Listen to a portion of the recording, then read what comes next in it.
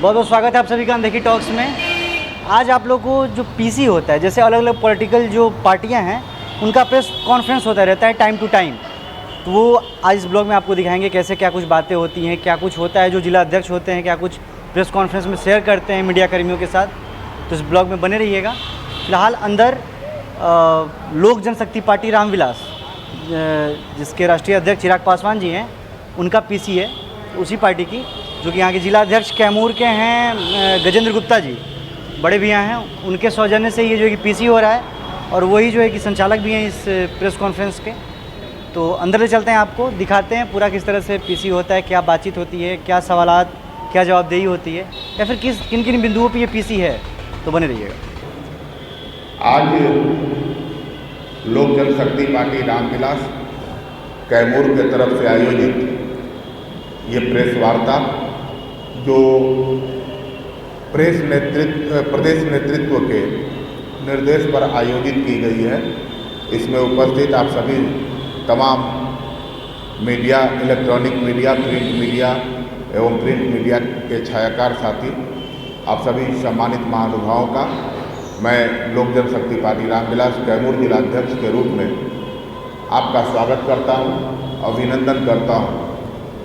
और ये प्रेस वार्ता जिस संदर्भ में बुलाई गई है, इसके बारे में 2 लाइन में हम लोग अपनी जानकारी आप लोग के समक्ष रखेंगे। उसके उपरांत अगर आप जिन लोगों का अगर कोई प्रश्न होगा तो उसका भी जवाब हमारे उपस्थित सभी लोग यहाँ पर हैं और सबके समक्ष हम लोग देंगे। सबसे पहले मैं परिचय करा दूँ, ये हमारे बगल में पंचायती राज प्रकोष्ठ के जिलाध्यक्ष संजय जी हैं, संजय सिंह जी। बगल में हमारे युवा के जिलाध्यक्ष और राकेश कुमार सिंह जी हैं। हमारे IT सेल के प्रदेश महासचिव हैं धनजीत सिंह जी। हमारे जिला के महासचिव हैं अमरजीत कुमार जी। युवा के उपाध्यक्ष हैं दीपक वर्मा जी। हमारी महिला सेल के अध्यक्ष हैं गीता पटेल जी। हमारे प्रधान महासचिव हैं पार्टी के रंजीत सिंह जी। हमारे उपाध्यक्ष हैं चंद्रमा पासवान जी और हमारे उपाध्यक्ष अजय पासवान जी। ये सब लोग यहाँ उपस्थित हैं। और आज का जो ये प्रेस वार्ता हम लोगों ने बुलाया है और आप लोग पूरे अपने बहुमूल्य समय में से समय निकाल कर आए, इसके लिए भी हम लोग धन्यवाद देते हैं। ये प्रेस वार्ता जो बुलाया गया है, जो 2 दिन पहले केंद्रीय कैबिनेट के द्वारा जातीय जनगणना के संदर्भ में जो एक महत्वपूर्ण निर्णय लिया गया है, उस निर्णय के लिए हमारी पार्टी अपने राष्ट्रीय अध्यक्ष आदरणीय चिराग पासवान जी जो केंद्रीय मंत्री हैं और हमारे देश के यशस्वी प्रधानमंत्री आदरणीय श्री नरेंद्र दामोदर दास मोदी जी को बहुत बहुत आभार एवं प्रकट करते हुए उनका धन्यवाद देती है, क्योंकि ये बहुत लंबे समय से देश हित में किया जाने वाला हमारी पार्टी की तरफ से बहुत चिर परिचित मांग था और इस मांग पर उन्होंने बहुत गंभीरता से विचार करते हुए जो निर्णय लिया है कि जो जनगणना आगामी आने वाले समय में सालों में होने वाली है, देश का जो जनगणना होने वाला है, उसके साथ ही साथ उसी में जातीय जनगणना भी कराई जाए। निश्चित रूप से हमारी पार्टी मानती है कि जातीय जनगणना कराने के उपरांत देश में बहुत सी अभी भी ऐसी जातियां हैं जो समाज के निचले वर्ग तबके पे हैं, जो अभी भी समाज के निचले पायदान पर है और सरकार की योजना शायद उन तक अभी भी बहुत अच्छे से नहीं पहुंच पा रही है, या सरकार की जो योजनाएं चल रही है उस योजनाओं का व्यापक लाभ उनको नहीं मिल पा रहा है। उसके लिए जो है आने वाले समय में जब ये जनगणना होगा तो योजनाएं जो बनाई जाएंगी उसके हिसाब से बनाई जाएंगी, ताकि सभी लोगों को समाज में जो है उनके संख्या बल के आधार पर भी और सभी लोगों को जो है उनका अधिकार मिले, उनका हक मिले।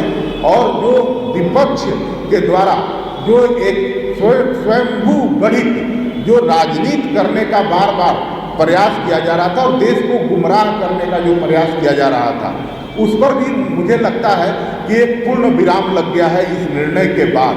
और आज देखिए जिस तरीका से माननीय प्रधानमंत्री जी के नेतृत्व में देश की सरकार चल रही है और उनके नेतृत्व में इस तरह ये निर्णय जो है लिया गया है, लेकिन आज जिस तरह से देखिए विपक्ष के बहुत से नेता अपनी पीठ स्वयं थपथपाने में लगे हैं कि हमारी मांगों को मान लिया गया। अरे सरकार हमारी चल रही है तो आपकी मांग कैसे हो गई।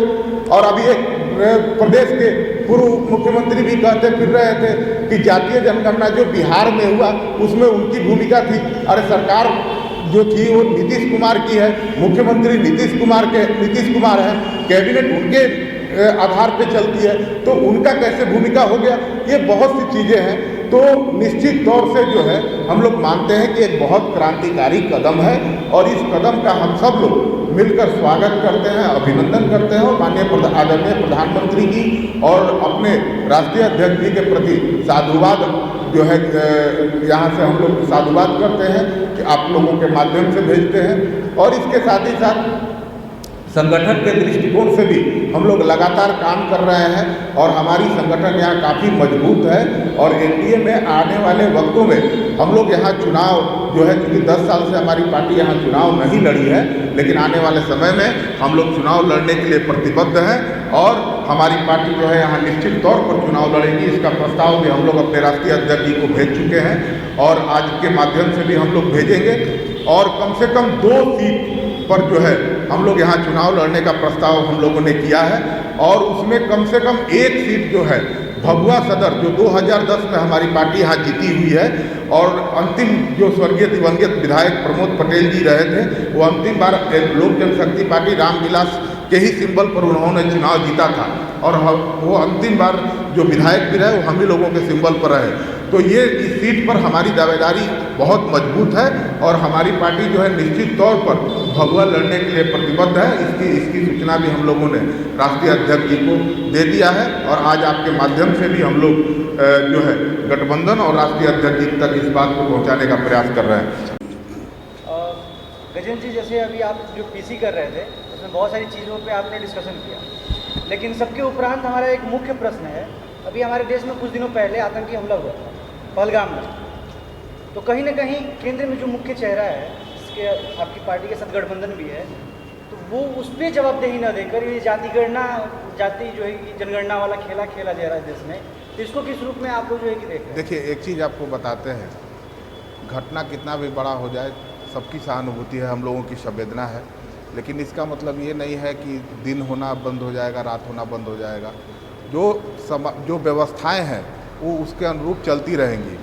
जो घटना हुआ है पहलगाम में, उसके लिए जो दोषी हैं, जो आतंकवादी संगठन दोषी है, जो देश दोषी है, उसके विरुद्ध बड़ी कार्रवाई के लिए सेना को विशेष छूट इसी सरकार के प्रधानमंत्री के द्वारा दी जा चुकी है।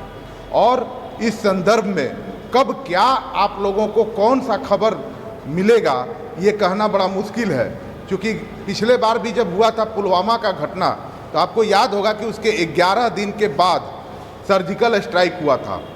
तो ये कहना बड़ा मुश्किल है। ये समय और जगह ये सब निर्धारित करने का हमारे भारतीय सेना का जिम्मेवारी है और हमारे देश के प्रधानमंत्री जी ने वो जिम्मेवारी दे दिया है। लेकिन उसके साथ साथ देश के अंदर और भी जो भी व्यवस्थाएं हैं और जो भी योजनाएं हैं और जो भी समस्याएं हैं, इन सब के ऊपर भी हमारी सरकार उतनी ही सजग है जितना कि हमारी सरकार विदेशी ताकतों से लड़ने के लिए सजग है। हम लोग देश के घरेलू ताकतों से भी लड़ने के लिए सजग हैं। और जो लोग भ्रांति फैला रहे थे, जो लोग इस देश में जो है विषमताएं फैलाने का प्रयास कर रहे थे, उन लोगों के ऊपर एक करारा तमाचा है जो जातीय जनगणना के ऊपर मोहर लगाकर हमारी सरकार ने करारा तमाचा देने का प्रयास किया है। बहुत बहुत धन्यवाद। Thank you very much.